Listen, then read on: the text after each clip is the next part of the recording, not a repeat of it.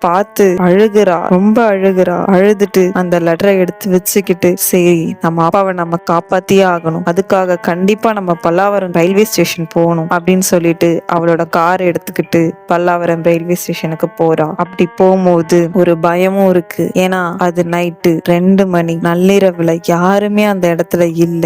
ஏதோ ஒரு சில பேரோட நடமாட்டம் தான் இருந்தது. அதுவும் போக போக குறைஞ்சுகிட்டே இருந்தது. பயத்தோடயே கார் ஓட்டிட்டு போறா. போய் ரயில்வே ஸ்டேஷனுக்கு இறங்கி அங்கிருந்து உள்ள போய் பார்த்தா ரயில்வே ஸ்டேஷனே வெறிச்சோடி இருந்துச்சு. அப்போ தூரத்துல ஒரு வாட்ச் கீழே கிடக்கிறத பார்த்துட்டு உடனே ஓடி வந்து அந்த வாட்சை எடுத்து பார்த்தா தான் தெரியுது அது அவங்க அப்பா கட்டியிருந்த வாட்ச். டெய்லியும் அவர் கட்டிட்டு வெளியே போற அந்த வாட்சை பார்த்த உடனே அவங்க அப்பா ஞாபகம் இன்னும் அதிகமாகி அழ ஆரம்பிக்கிறா. ஆனா அந்த லெட்டர்ல எழுதியிருந்த மாதிரி அவங்க அப்பாவை இங்க காணும். அதனால பயத்தோட அவங்க அப்பா இருக்க மாட்டாங்களோ, இருப்பாங்களோ, இல்ல இது நம்மளை ஏமா